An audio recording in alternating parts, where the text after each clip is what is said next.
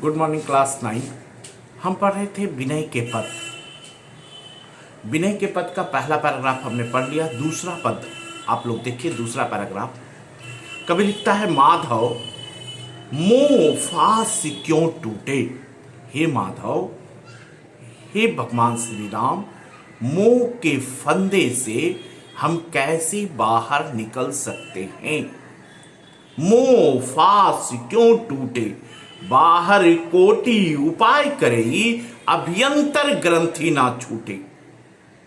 बाहर से चाहे करोड़ों उपाय क्यों ना किया जाए, उनके भीतर की आज्ञानता रूपी गांठ, मन की आज्ञानता रूपी गांठ नहीं छूट सकती। बाहर से जितना भी उपाय किया जाए, लेकिन मन में जो आज्ञानता रूपी गांठ है वो नहीं छूट सकती।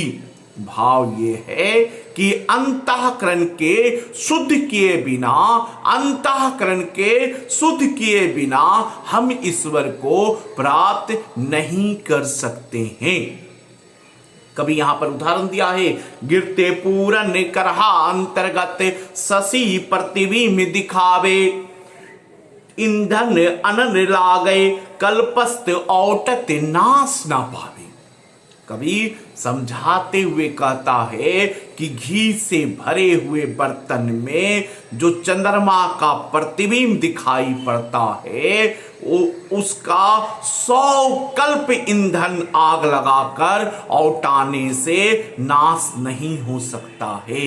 यानी लेस मात्र भी अगर उसमें घी है तो हम चंद्रमा के प्रतिबिंब को नष्ट नहीं कर सकते हैं। ठीक उसी प्रकार अगर थोड़ा सा भी अगर मन में आज्ञानता रूपी गांठ है, अगर थोड़ा सा भी मन में बुराई है, तो हम ईश्वर को प्राप्त नहीं कर सकते हैं। चाहे हम जितना भी सर पटक लें, हम चाहे जितना भी ऊपर से साधन कर लें, ऊपर से साधन करने से ईश्वर की प्राप्ति नहीं हो सकता है। जिस तरह कबीर ने कहा है, माला फेरत जुग गया, मिटा ना मन का फेर, कर का मन का डारी दे, मन का मन का फेर। ठीक है, माला फेरते जमाना चला गया, लेकिन मन की बुराइयां खत्म नहीं हुआ। सबसे पहले मन की बुराई को खत्म करो, तब माला फेरने की बात करना।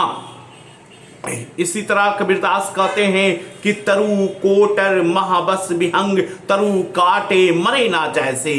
कबीर समझाने की कोशिश करता है दूसरा उदाहरण देकर कि वृक्ष को काटने से वृक्ष के कोटर में जो पंछी है वो नहीं मरता है। जब तक कि हम उसको पिंजरे में बंद करते नहीं हैं, तब तक वो पंछी नहीं मरता है।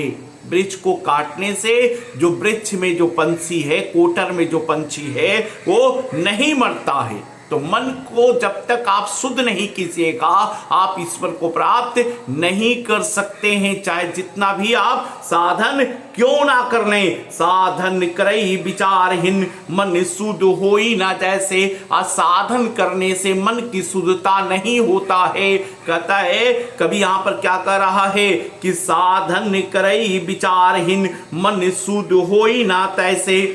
अंतर मलिन विषय, मन अतीतन पावन, करई पखारे। यहां पर कभी क्या कह रहा है कि जिस प्रकार वृक्ष के कोटर में जो पंछी है, वो वृक्ष के काटने से नहीं मरता है। वो वृक्ष के काटने से नहीं मरता है जब तक उसे पकड़कर पिंजड़े में बंद नहीं करेंगे, वो पकड़ में नहीं आएगा। वैसे ही जप तप यम नियम ऊपरी साधन भले ही किए जाए, परंतु आत्मज्ञान के बिना मन शुद्ध नहीं हो सकता है। उसको तो जब तक पूरा वश में ना करेंगे, मन को वश में करना होगा। मन के वश में नहीं रहना होगा। जो व्यक्ति मन के वश में रहेगा वो ईश्वर को प्राप्त नहीं कर सकता है। मन को अपने वश में करना होगा, मन को अपने अधीन करना होगा। मन का गुलाम नहीं बनना है, बल्कि मन आपको अपना गुलाम बनाना है। जब तक वो विषयों में जाए बिना नहीं रहेगा, भाव यह है कि सूक्ष्म रूप से वह वैसा का वैसा बना रहेगा। जब उसे पकड़कर, मतलब कि यहां पर उदाहरण दिया है ना कि पंछी का उदाहरण दिया है, और दूसरा उदाहरण, पहला उदाहरण क्या दिया है, घी का उदाहरण दिया है कवि। तीसरा उदाहरण कवि क्या कहता है कि मरई ना उरग अनेक जतन बल्मीकि विविध विधि मारे। तुलसीदास कहते हैं कि मरई ना उरग अनेक जतन बल्मीकि विधि मारे। जैसे कि सांप के बिल को ऊपर से अनेक भांति सांप के बिल को ऊपर से बंद कर देने से, या सांप के बिल को ऊपर से मारने से, जो सांप के बिल को ऊपर से बंद कर देने से या उसको चोट पहुंचाने से, बिल को चोट पहुंचाने से सांप नहीं मरता है, बल्कि सांप क्या होता है, सांप दूसरे रास्ते से निकल जाता है ना। तुलसीदास कहना क्या चाहते हैं?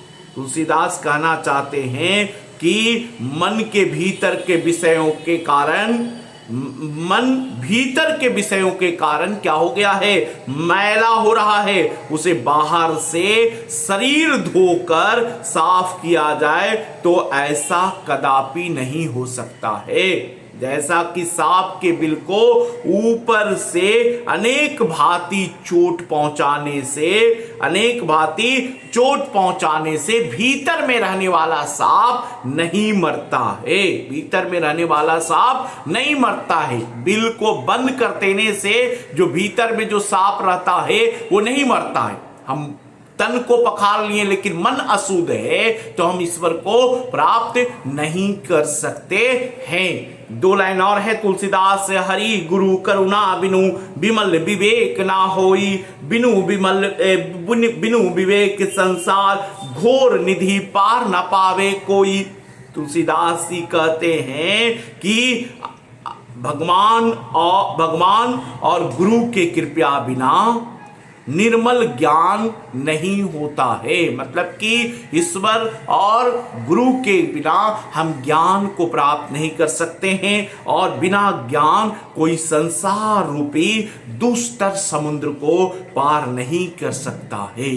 कहने का भाव यह है कि मोह फास को टूटने का आत्मज्ञान ही कारण है। आत्मज्ञान से ही हम मोह के फंदे से बाहर निकल सकते हैं। एक क्वेश्चन ऑब्जेक्टिव में आ सकता है कि मोह के फंदे से हम बाहर कैसे निकल सकते हैं? तो मोह के फंदे से हम बाहर आत्मज्ञान से निकल सकते हैं।